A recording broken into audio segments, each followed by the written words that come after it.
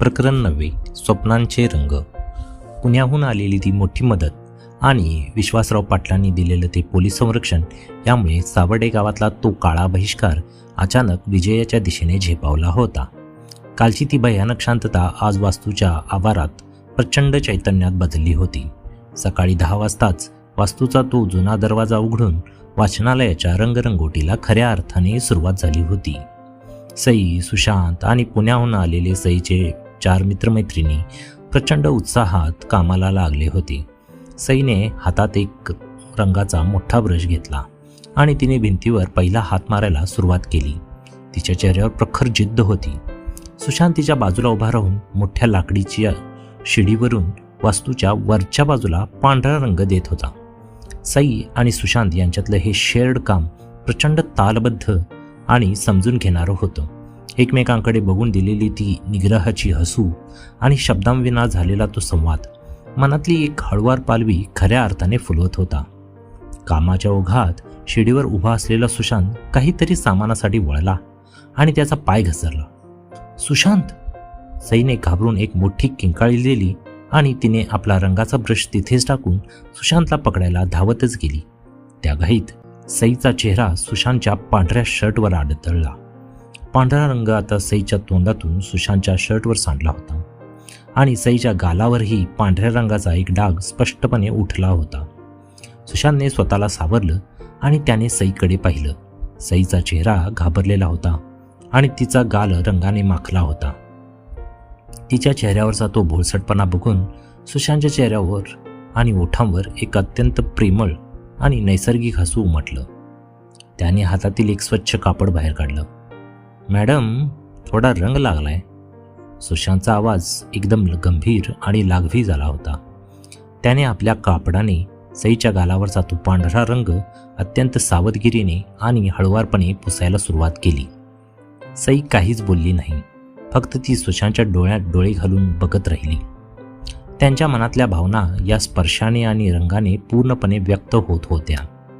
त्या धुळीने माखलेल्या वास्तूत आयुष्यात पहिल्यांदाच प्रेमाचे रंग खऱ्या अर्थाने उजळायला सुरुवात झाली होती.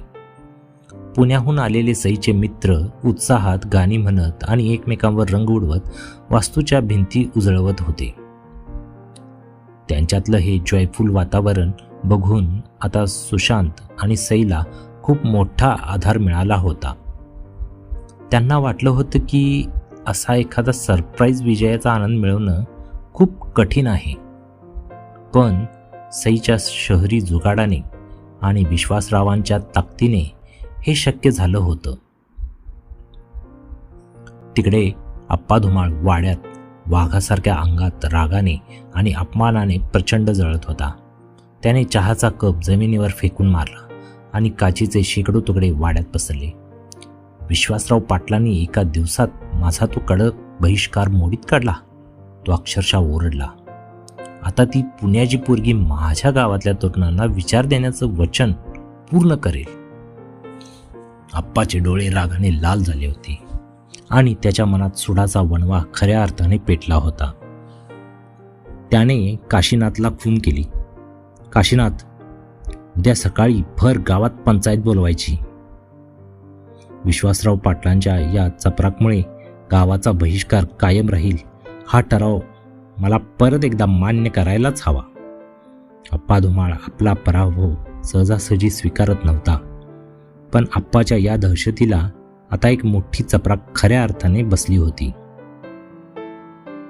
तिकडे वास्तूच्या आवारात सई, सुशांत आणि तिचे मैत्रिणी प्रचंड जल्लोषात गाणी म्हणत आणि रंग उडवत वाचनालयाची रंगरंगोटी करत होते. या कडक संघर्षातून मिळालेला आनंद आणि विजयाचा थरार त्यांच्या चेहऱ्यावर स्पष्टपणे दिसत होता. आप्पाचा बहिष्कार आज शहरी बुद्धिमत्तेने, प्रेमाच्या रंगाने आणि बाप्पाच्या पाठिंब्याने पूर्णपणे विजयात बदलला होता. दुपारचे 12 वाजून गेले होते. सई आणि सुशांतच्या अंगावर आता रंगाचे आणि घामाचे अनेक डाग पडले होते. वास्तूची एक पूर्ण बाजू आता पांढऱ्या शुभ्र रंगात अतिशय सुंदर चमकत होती. सई थोडा वेळ विश्रांती घेण्यासाठी वास्तूच्या एका पायरीवर पाण्याची बाटली घेऊन बसली. तेवढ्यात तिची नजर वास्तूच्या मोडक्या कंपाऊंडवर गेली. तिथे रामू काकाची 2 लहान मुलं चिंगी आणि गाण्या लपून छपून आत डोकावत होती. त्यांच्या डोळ्यात त्या रंगाच्या डब्यांबद्दल प्रचंड कुतूहल होतं, पण आप्पाच्या बहिष्काराची भीती त्यांच्या चेहऱ्यावर सुद्धा स्पष्ट दिसत होती. सईने गोड हसून त्यांना हाताने जवळ बोलावलं.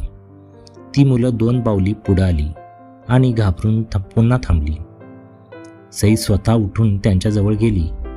तिने हातातील रंगांचा पैकी 2 छोटे ब्रश त्यांच्या इवल्याशा हातात दिले. काय रे, तुम्हाला पण रंग द्यायचा आहे का या भिंतीला? सईने अत्यंत प्रेमाने विचारलं. गाण्याने भीत भीत होकारार्थी मान हलवली. सईने त्यांचा हात पकडून त्यांना एका छोट्या भिंतीजवळ नेलं. त्या निरागस मुलांनी जेव्हा भिंतीवर तो पहिला पिवळा रंग आपल्या हाताने फासला तेव्हा त्याच्या चेहऱ्यावरचा आनंद, तो निरागस आनंद बघून सुशांतचे डोळे अक्षरशः पाणावले. चिंगी आणि गाण्याला वास्तूत हसताना आणि खेळताना बघून बाहेर लांब उभ्या असलेल्या गावकऱ्यांमध्ये एक वेगळीच कुजबूज सुरू झाली. अरे, त्या शहरी पोरीने आपल्या लेकरांच्या हातात रंगाचा ब्रश दिलाय बघा. आणि आपण आप्पाच्या भीतीने आपल्याच बाप्पासारख्या बबनरावांच्या वास्तूकडे पाठ फिरवले. लाज वाटली पाहिजे आपल्याला.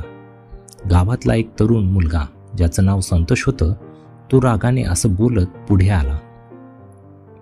त्याने खांद्यावरचा टॉवेल झटकला आणि तो थेट वास्तूच्या आत शिरला. तो थेट सुशांतजवळ गेला आणि त्याने सुशांतच्या हातातला मोठा ब्रश ओढून घेतला. सुशांत भावा, एकटाच किती रंग फासणार आहेस? देव ब्रश इकडं. सुशांतने आश्चर्याने संतोषकडे पाहिलं. संत्या, तू? पण आप्पाची धमकी? संतोषने एक संतापाची आणि आत्मविश्वासाची हसू दिली. भावा, आप्पाची दहशत लय घाली, पण आज या सईत्याने आमचे डोळे खऱ्या अर्थाने उघडलेत. जर ही पुण्याची पोरगी आपल्या गावासाठी एवढं मोठं पाऊल उचलत्या तर आम्ही सावर्डे गावची तरुण काय नामर्द थोडीच आहे रे. संतोषला बघून मागून अजून 5-6 तरुण पोरं वास्तूत धावतच आली आणि ते सुद्धा कामाला लागले. आप्पाचा तो बहिष्कार आज सावर्डे गावातल्या तरुणांनी स्वतःच्या हाताने मोडून काढला होता. दुपारची वेळ टळून गेली होती. अचानक वास्तूच्या दरवाजात सुशांतची आई आणि प्राजक्ता 2 मोठे डबे घेऊन उभ्या असलेल्या दिसल्या. आईच्या चेहऱ्यावर आता कालची ती भीती अजिबात नव्हती. गावातल्या पोरांना आणि पुण्याच्या त्या तरुण मुलांना एकत्र हसून काम करताना बघून आईचा ऊर अभिमानाने भरून आला. सुशांत धावतच आईजवळ गेला. आई, तू इथं कशाला आलीस? आईने प्रेमाने त्याच्या पाठीत एक धपाटा मारला. लेका, एवढी पोरं सकाळपासून राबतायत, त्यांना भुका नाहीत का लागल्या? आईने एका मोठ्या सतरंजीवर सगळ्यांना गोल बसायला सांगितलं. गरमागरम पिठलं, भाकरी आणि ठेचा असा गावरान बेत तिने आणला होता. सईने पहिल्यांदाच मांडी घालून त्या सतरंजीवर बैठक मारली. आईने स्वतःच्या हाताने पिठलं भाकरीचा पहिला घास सईच्या तोंडात भरवला. बये, तू शहरातली असलीस तरी आज या गावाला तू साक्षात रखुमाई होऊन पावलीस बघ. आईच्या त्या मायेच्या स्पर्शाने सईच्या डोळ्यातून नकळत पाण्याची एक धार उघळली. सुशांत हे सगळं दृश्य अत्यंत प्रेमाने आणि समाधानाने बघत होता. आज त्याच्या 2 कुटुंबांचं खऱ्या अर्थाने मिलन होत होतं. वास्तूच्या बाहेर लांब एका झाडाच्या आडोशाने काशीनाथ आपली बाईक लावून हे सगळं दृश्य बघत होता. त्याच्या अंगाला अक्षरशः दरदरून घाम फुटला होता. त्याला वाटलं होतं की फक्त पुण्याची पोरं आलीत, पण इथे तर अख्खं सावर्डे गावच त्या वास्तूच्या प्रेमात पडायला लागलं होतं. काशीनाथने थरथरणाऱ्या हातांनी आपला मोबाईल काढला आणि आप्पाला फोन लावला. आप्पा, गावातले मोठं वादळ आले. काय झालं रे बडव्या, परत कुठला टेम्पो आलाय का? आप्पा फोनवरून ओरडला. टेम्पो नाही आप्पा, आपल्या गावातली पोरं, म्हातारी आणि बायका सुद्धा आता त्या सुशांतच्या बाजूने उभी राहिल्यात. तुमचा बहिष्कार गावातल्या लोकांनीच आता झुगारून दिलाय बघा. काशीनाथचे हे शब्द ऐकताच आप्पाच्या डोक्यात संतापाची एक मोठी तिडी केली. फोन कट झाला. वाचनालयाची ती जुनी इमारत आता फक्त रंगत नव्हती, तर ती पूर्ण सावडे गावाला एकत्र बांधून ठेवत होती. आप्पा धुमाळचं अघोषित साम्राज्य आता पहिल्यांदाच खऱ्या अर्थाने हादरायला सुरुवात झाली होती. तुम्हाला ही कथा आवडली असल्यास या कथेला लाईक करा, ही कथा इतरांशी शेअर करा. तुम्हाला काय वाटतं ते याबद्दल कमेंट करा. आणि हो, जाताना चॅनलला सबस्क्राईब करायला विसरू नका. धन्यवाद.